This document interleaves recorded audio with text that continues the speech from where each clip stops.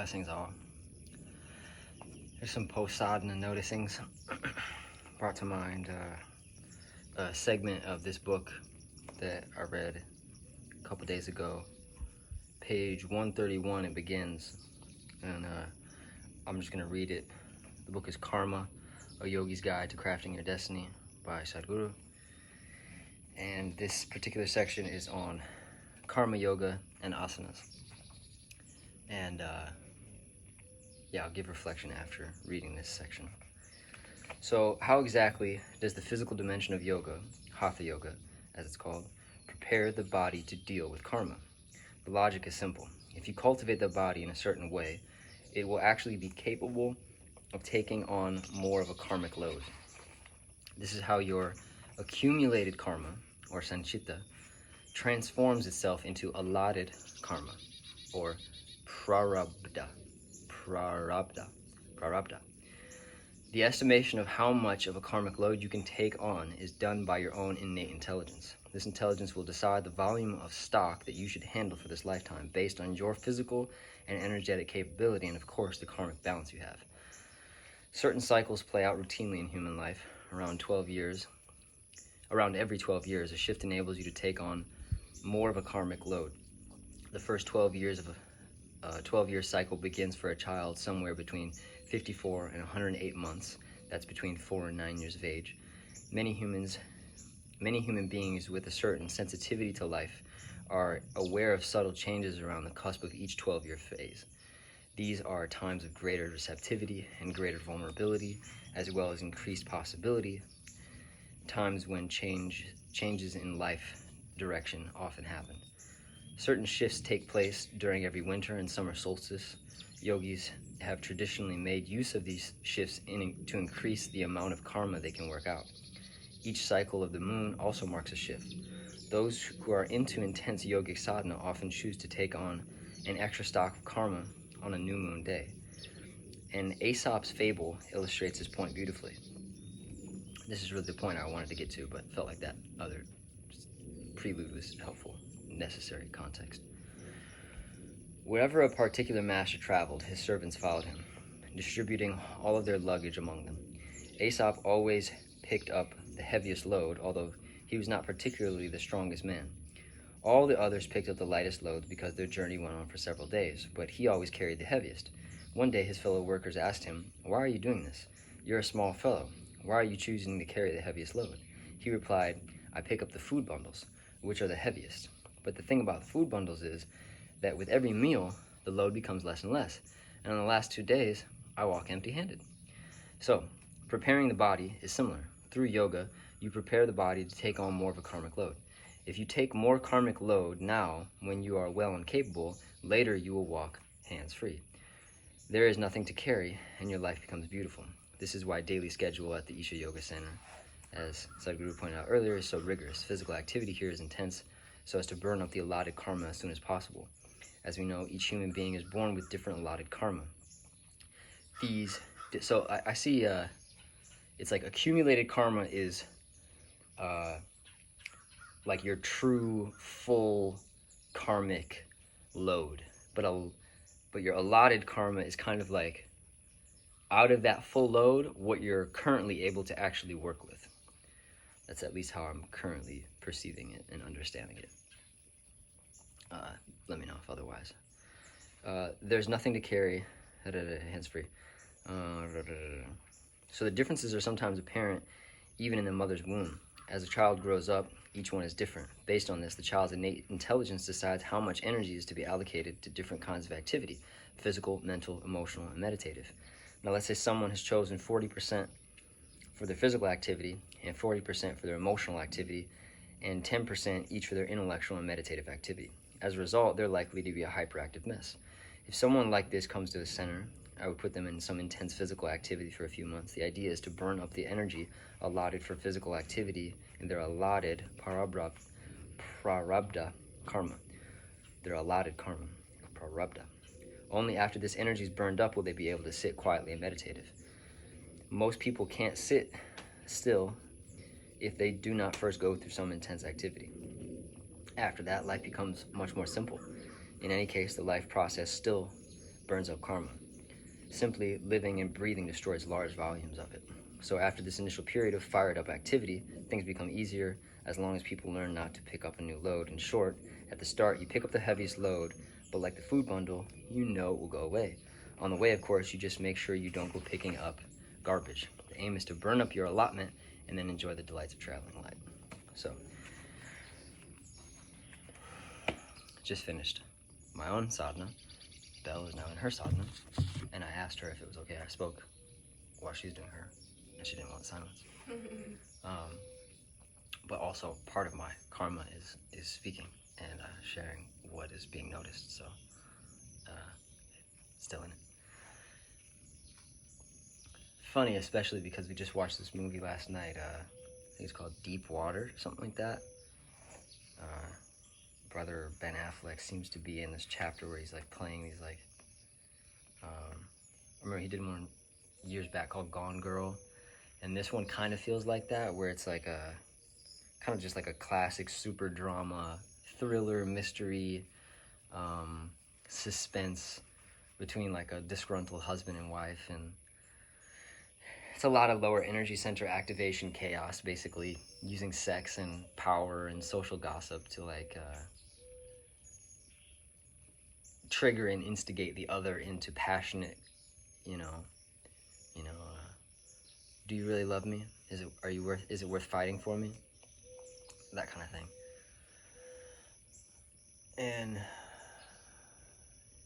yeah, this section of this book really stood out recently because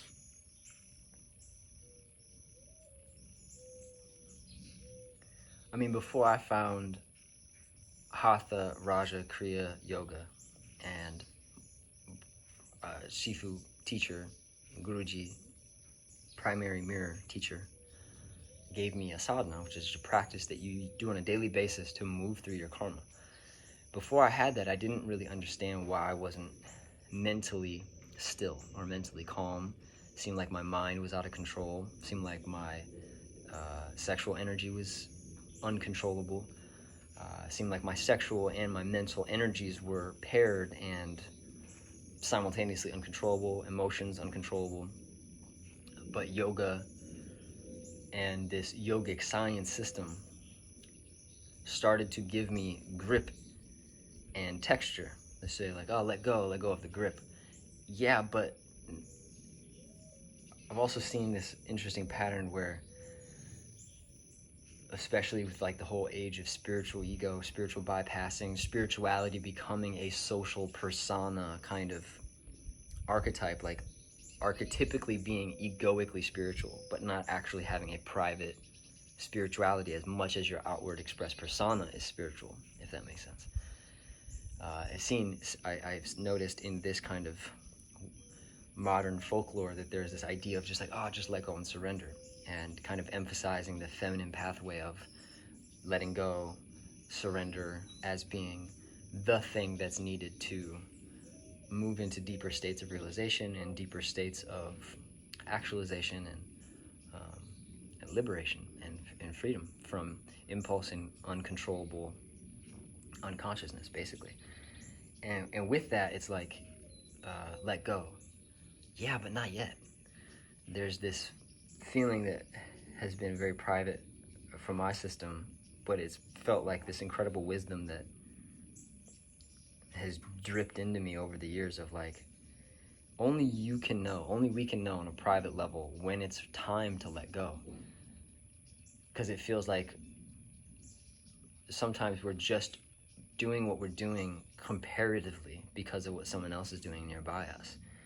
Someone else they're grabbing in harder, they're squeezing in harder, they're efforting more, they're trying more. Don't let go. They're not ready to let go. It doesn't feel authentic and genuine for them to let go quite yet. And it's actually quite helpful because when you really squeeze in and you really try to the fullest extent to do something, very much like a workout. It's like, push-ups, and all of a sudden you're on like 14, 15, and you're like, 15 is like a good checkpoint, I'm gonna stop. Only you know if you have more in you. And if that's the perfect time to surrender and say, okay, that's enough for me, then it's perfect and it's okay to stop. But then there's this interesting thing that happens on the other side of that, where you can have FOMO around full exertion. You can have FOMO, the feeling that you missed out on a full effort, on a full attempt to really engage and really try, hold on. And so, yeah, it's not always it's never, from what my system has noticed, it's never one size fits all. We're all in our own alchemical process. And what might be relevant for someone else might not be relevant for you. This is why I genuinely feel like I got kicked out of Christianity. Every time I tried to engage and lean in with just a soul, there's this incredible dogma that feels it just becomes social hierarchical tribalism. It's like, are you with us or are you against us? And, it's like, not everybody's meant for CrossFit. Like, not everybody's meant to be a bodybuilder. Not everybody's meant to be a yogi.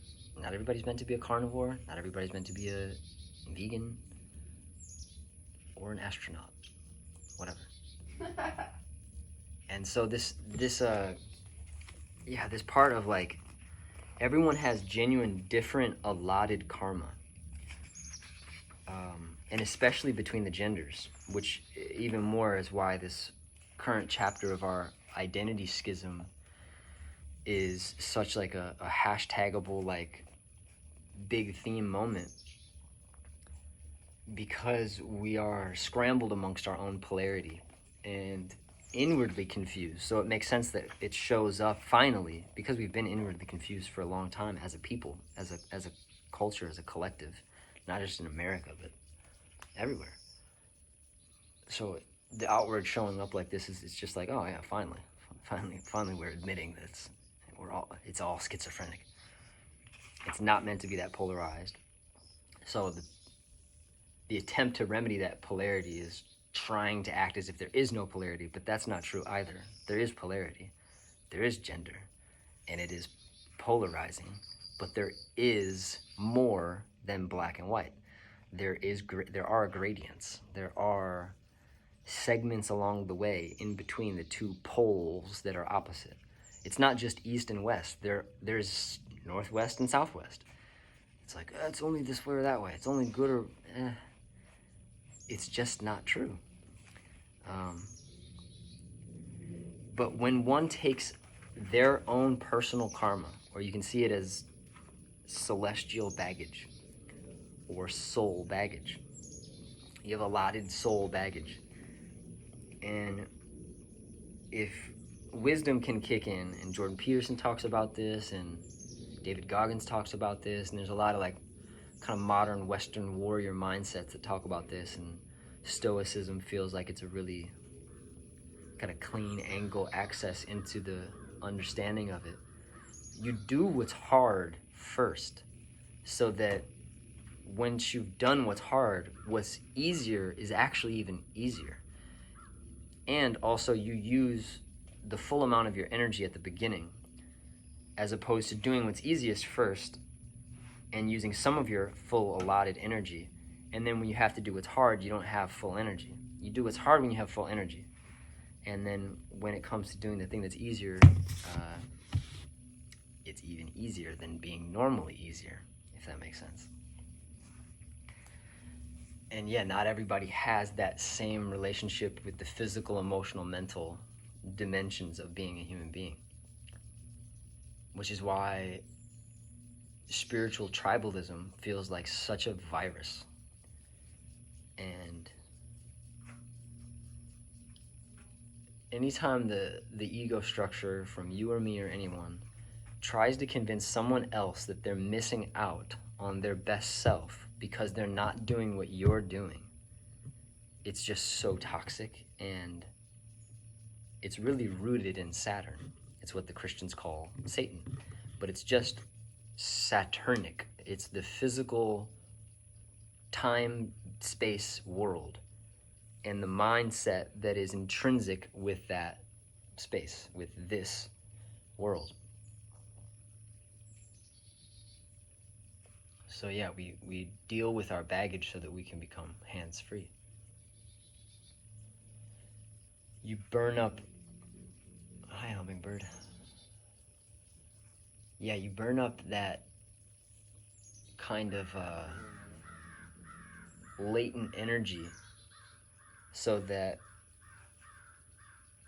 you're leaning into what's needed as opposed to what's needed being in your face and you running away from it.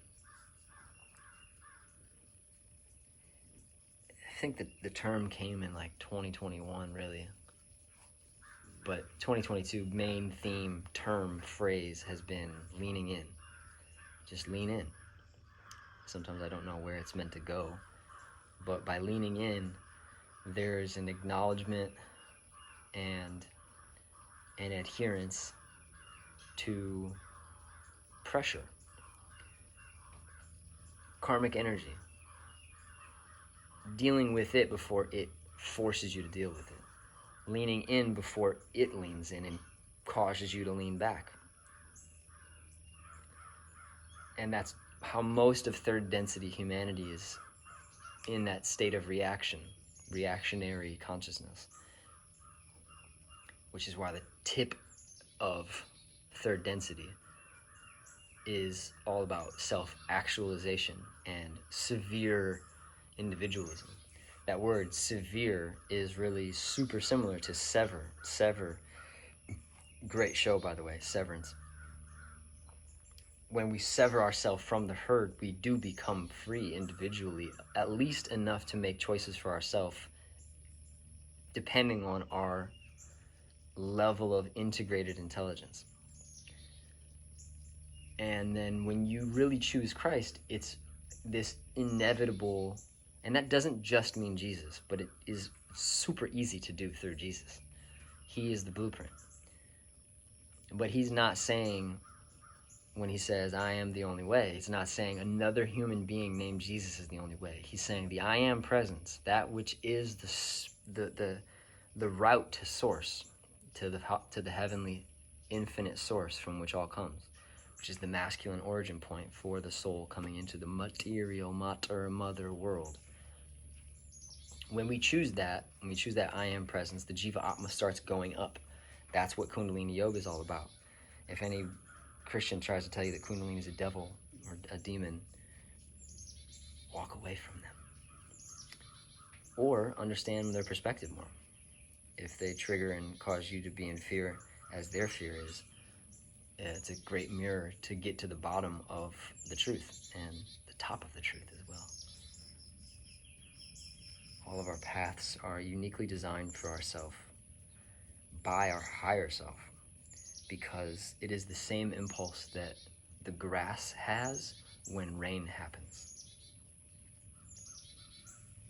It's the resistance to gravity that is growth.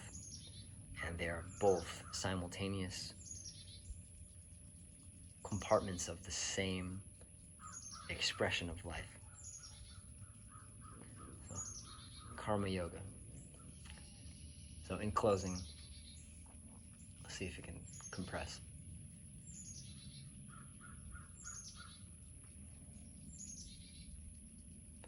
Super simple. Do what's hard while you can, because you don't know if it's going to get harder or easier. So using your current moment to alchemize what's most prominent in your experience as unpleasant or as difficult or as in your face and in the way, that's usually the way to evolution itself.